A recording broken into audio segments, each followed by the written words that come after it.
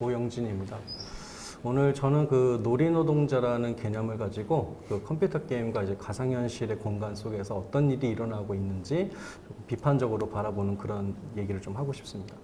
근데 지금 제가 사용하고 있는 이 컴퓨터 게임이란 말은 뭐 비디오 게임이나 모바일 게임 이런 거를 통칭하는 컴퓨팅 파워를 사용하는 게임이라고 보시면 될 것 같고요. 작년에 제가 겨울에 좀 있었던 일인데 택시를 탔는데 택시기사 아저씨께서 이 게임을 하고 계시더라고요. 네, 택시 운전도 하시고.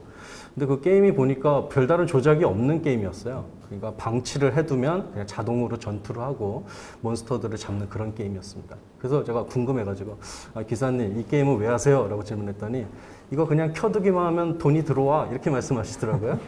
근데 이제 그 돈은 뭐냐면 사실 게임 머니라고는 말씀하시지만 그냥 게임 내 포인트 같은 거죠. 실제로 이게 환전할 수 있는 그런 머니는 아니었어요.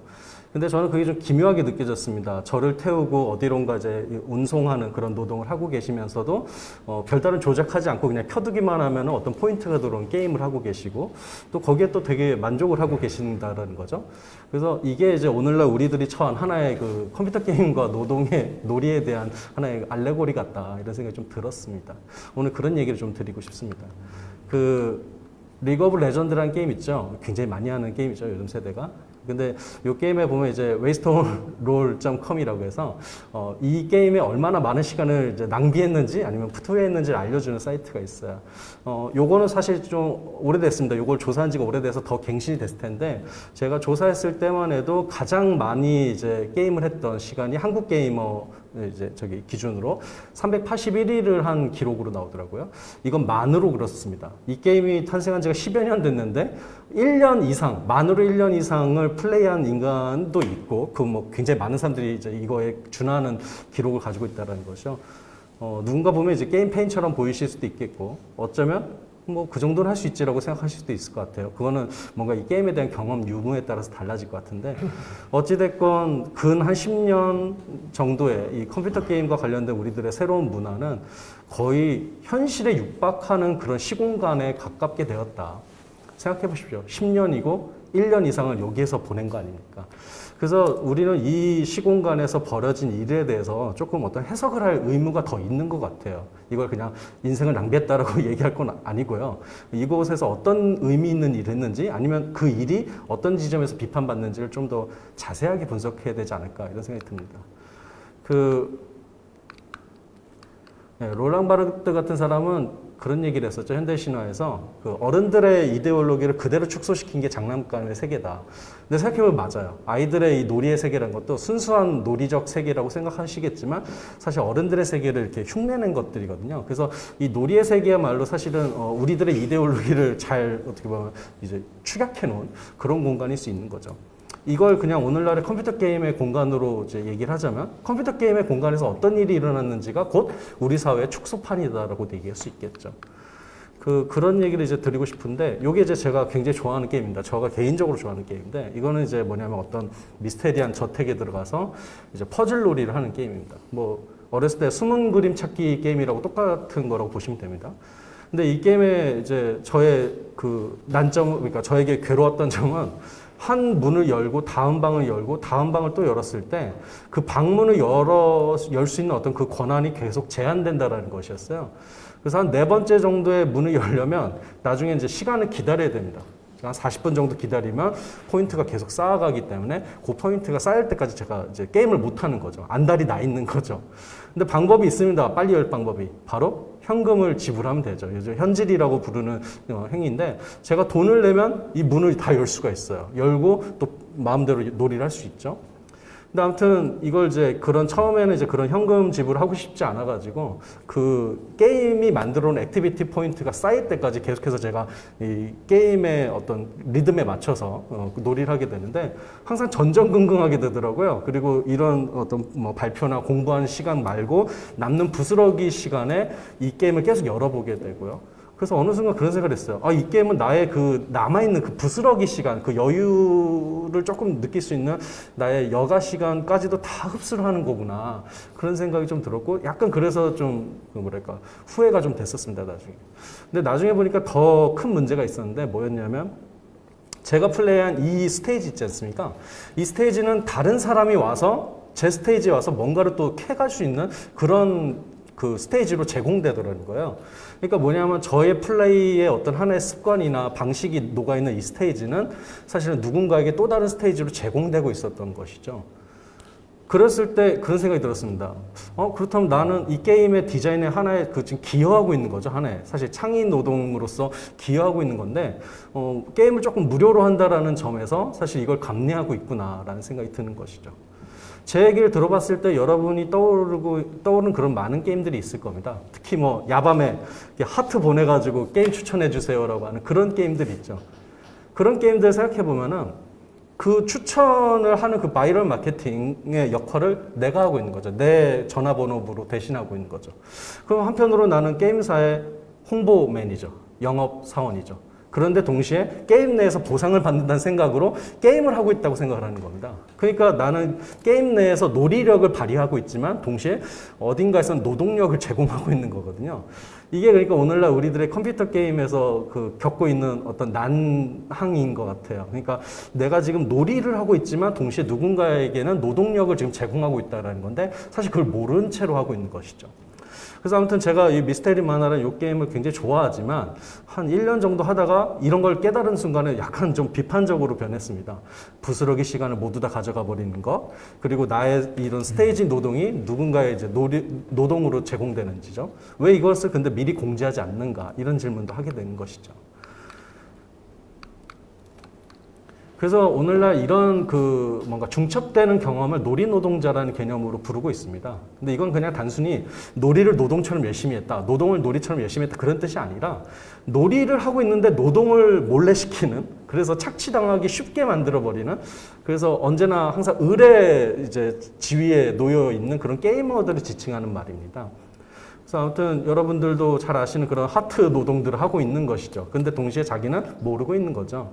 그래서 우리는 이런 노동의 상황 속에 지금 놓여 있다고 얘기할 수 있는데, 이게 이제 다 맞는 얘기는 아니지만 삼성증권연구원에서는 이런 말을 합니다. 실업률이 1% 늘어나면 게임 이용 시간은 0.7% 늘어난다. 근데 그럴 것 같죠. 요즘 세대는 뭔가 이제 내가 백수가 된다, 일을 할 수가 없다라고 하면 당연히 놀이를 찾게 될 수밖에 없는데 그 놀이의 형태 대부분 컴퓨터 게임이거든요. 근데 만약에 여기에 이제 지금 제가 말한 이런 놀이 노동의 개념을 적용하면 그 실업의 상태까지도 사실은 어떤 노동을 하고 있는 상태로 전환되고 있는 거죠. 그 사람은 놀이를 하고 있다고 착각하고 있겠지만. 그래서 어쩌면 진짜 지금 세대의 이 놀이란 건 굉장히 끔찍한 상황에 놓여 있다고 생각이 들기도 해요. 우리들의 놀이까지도 노동으로 다시 전환되는 마법 속에 있다. 그래서 이런 이제 하나의 그러니까 놀이 자체, 그리고 즐거움 자체가 하나의 이제 교환되는 형식으로 지금 전환되는 이런 상태를 이제 유의 자본주의라고 부르기도 합니다. 말이 이제 멋지긴 한데, 아무튼 우리들의 이런 놀이 노동을 지칭한 비판적인 개념들이에요. 그리고 대표적으로 놀이 노동을 하는 존재들은 이제 지금은 사라졌지만 한 10여 년 전에 이제 중국의 그런 골드 노동자들이죠. 이분들은 지금 여기 화면에도 보이시겠지만 이 게임 회사, 게임 아이템 공장에 가서 노동을 하고 있는 겁니다. 그래서 출퇴근 시간이 있고요. 정해진 그런 아이템들을 이제 회수할 때까지 게임을 하고 있는 것입니다. 근데 이런 아이템은 어디에 팔리냐면 그 당시에는 북미 유저들에게 팔렸어요. 근데 여기서 우리가 분석을 해야 되는데 왜 팔리는 걸까? 게임은 공정한 것이기 때문에 북미 유저도 한 10시간 열심히 그러니까 게임을 하면 어떤 아이템을 얻을 수 있거든요. 근데 왜 굳이 저 중국 노동자의 게임 아이템을 사는 걸까? 시간을 사는 겁니다, 시간. 자기가 1시간 플레이하는 것보다는 10시간 플레이한 저 중국 노동자의 아이템을 좀 싼 가격에 사오는 게 자기의 이 놀이 노동의 투여될 시간을 아낄 수 있기 때문에 자기 생각에는 이 게임 내 우월한 지위, 어떤 우월감 같은 걸 얻기 위해서 누군가의 아이템을 그의 시간을 사서 가져오는 방식이죠. 그래서 잘 이해를 하셔야 되는데 게임 아이템 시장이라는 것은 그냥 왜 데이터 쪼가리를 그렇게 사고 팔지? 이렇게 생각하시겠지만 그렇지 않아요. 그거의 시초 축적은 뭐냐면 시간입니다. 그래서 누군가 말 그대로 이제 제1세계, 제2세계, 제3세계 사이에 있는 어떤 그런 노동 시간과 가치에 대한 그런 축적이 이제 여기서 잉여 시간이 발생하고 그것을 축적시키는 과정 속에서 시장이 발생하는 것이죠. 그리고 더 들어가면은 그렇다면 왜 그걸 사느냐라고 했을 때 어떤 우월한 지위, 그 감정에 대한 하나의 서비스로서 이제 이런 시간을 사고 파는다고 얘기할 수 있죠. 이런 욕망이 이제 작동한다고 할 수 있죠. 그래서 이 게임 아이템 시장이란 것은 이해할 만한 그런 시장입니다. 그냥 가상 위에 왜 그런 시장이 열렸지가 아니라 실제로 인간의 많은 의미화된 그런 행동들 있잖아요. 뭔가 영웅심을 가진 사람도 있고 별다른 경제적 조건이 없지만 뭔가 이게 자기 자신을 드러내려고 하는 그런 욕구가 있지 않습니까? 근데 그런 욕구들이 물리적 실체는 없지만 이런 감정의 형태로 등장하고 그리고 그런 것들을 더 많이 차지하려고 하는 노력 속에서 이제 이런 게임 아이템 시장이 열리게 되는 것이죠. 그래서 사실은 리얼한 어떤 시장과 거의 유사하게 가치를 가진다고 할 수도 있을 것 같습니다. 그래서 아무튼 이렇게 어떤 경제적인 어떤 그런 구조, 그리고 욕망의 구조, 그리고 논리적인 어떤 구조, 그리고 컴퓨터 게임의 어떤 그런 힘, 이런 것들을 뒤섞은 어떤 하나의 구조체, 그것을 분석하는 방식을 유의자본주의라고 부르는 거죠.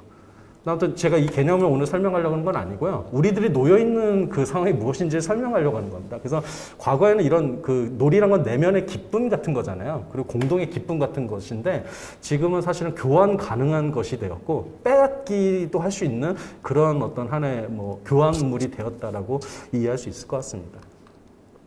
근데 아무튼 문제는 이제 지금의 게임 개발사가 게임의 그래픽이나 어떤 뭐 시나리오에 신경 쓰기보다는 이런 유저의 욕망을 견인하는 방식으로 그리고 잉여 시간을 모두 다 이제 흡수하는 방식으로 이제 게임을 디자인한다는 게 문제예요. 그리고 더욱 문제는 아까 제가 잠깐 설명드렸던 미스터리 만화의 그런 구조가 거의 모든 게임에 특히 이렇게 적용된다는 게 문제입니다. 그렇게 되면 뭐냐면 퍼즐 게임도 비슷한 그 감각으로 플레이하게 되고 롤플레잉 게임도 비슷한 감각으로 플레이하게 되고 아무튼 게임의 장르가 다름에도 불구하고 그냥 플레이하고 싶다는 감각만 주는 일종의 이제 중독적인 그런 디자인을 만들어낸다는 게 문제가 되는 것이죠. 그리고 이제 말 그대로 이제 우리들의 어떤 창의력이라든지 이런 것들이 발휘할 만한 공간들을 모조리 다 흡수한다는 게 문제가 되는 것입니다. 뭐 네그리 하트가 이제 쓴 그 제국에서 이런 말 하죠. 뭐 일찍이 이제 2000년 초에 이제 얘기를 한 건데 정보와 의사소통을 수반하는 작업으로서 제국의 비물질 노동은 생산을 추동하는 욕망과 마케팅, 전방위적인 감시라는 환경 속에서 이루어진다. 뭐 어려운 말 같지만 그게 아니라 이 비물질 노동이란 것은 결국은 어떤 이런 욕망 그리고 그 욕망을 관리할 수 있는 하나의 시스템 이 안에서 사실은 놀아난다라는 얘기입니다. 근데 이 비물질 노동의 대표적인 게 무엇인가라고 질문했을 때 저는 오늘날 게임 노동 혹은 게임 놀이라고 생각합니다. 이것이 지금 사실은 착취당하기 쉽게 이렇게 지금 가공되어 가고 있는 것이죠.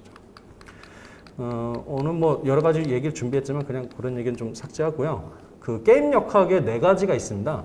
이거는 뭐냐면 이제 모든 게임을 다 이제 쓸만한 것으로 만들어낼 수 있는 4가지 역학을 말하는데요. 첫 번째 약속 역학은 뭐냐면 자 오늘 12시에 모여서 이벤트를 하겠습니다. 이렇게 얘들 공지를 내리는 순간 좀 하고 싶습니다. 그 12시에 좀 모이고 싶고요. 지휘 역학은 뭐 당신은 레벨이 몇이야라고 이제 지시하는 방식이고 그래서 레벨이 높아지고 싶은 욕망을 끌어내는 방식이죠. 진행은 말 그대로 지금 제가 이런 강의를 하면서도 50% 했습니다라고 하면 50%도 참을 만하게 되거든요. 그래서 그 진행을 알려줌으로써 그 사람이 계속 플레이하도록 만드는 하나의 욕망의 디자인 같은 것이죠.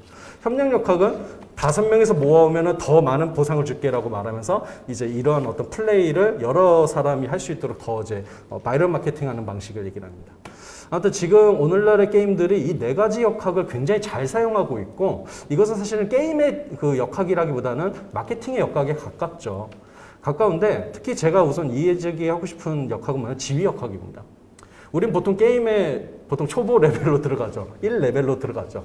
그리고 더 높은 레벨을 원합니다. 근데 어떤 사람은 더 높은 레벨을 원하지 않을 수도 있습니다. 게임의 플레이 방식에 따라서. 그런데 많은 사람들은 더 많은 레벨을 원하거든요. 그것은 대부분의 게임이 초반 플레이 거의 30분 만에 우리들을 패배시키기 때문입니다. 그래서 넌 아무것도 아니야. 너는 초보 레벨에 뭐에 불과해.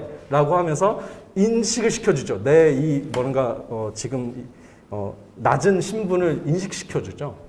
그러니까 기본적으로 뭐뭐가 되고 싶다라는 욕망이 아니라는 겁니다. 지휘 역학은. 넌 뭐뭐가 아니야라고 말하는 방식이고요. 그런 체험들을 초반에 다 시키죠. 그러니까 결국 이런 게임 역학의 상당 부분은 네거티브한 부분으로 우리들의 욕망을 디자인하고 있다는 거예요. 그래서 이런 부분이 어떤 점에서 좀 문제라고 생각하고 저는 그래서 컴퓨터 게임은 또 한편의 모욕 경제라고 생각합니다. 이 말도 뭐 이렇게 말을 자꾸 만드나 이런 생각 하시겠는데 이런 말을 쓰기도 합니다. 요즘은 쓰는데 어떤 하나의 모욕감을 줌으로써 어떤 하나의 이런 교환 행위에 임할 수 있도록 동력을 만든다라는 겁니다. 근데 사실 그렇게 긍정적인 부분은 아닙니다. 여러분 어딘가 가서 수치심을 느낀다라는 거, 모욕감을 느낀다는 거, 그런데 열심히 하게 된다는 거, 그것이 그렇게 긍정적인 그런 경험은 아닐 겁니다. 그래서 오늘날 이런 컴퓨터 게임의 플레이가 저는 분석돼야 된다고 생각하는데 그게 이제 게임 공략이나 단순한 소개가 아니라 이런 게임의 어떤 환경 그리고 게임에 임하는 우리들의 욕망에 대한 분석으로 넘어가야 된다고 생각합니다. 그래서 오늘날 아무튼 이런 놀이 노동자가 처한 사실에 대해서 오늘 제가 약간 비판적으로 짧게 표현해 봤습니다. 감사합니다.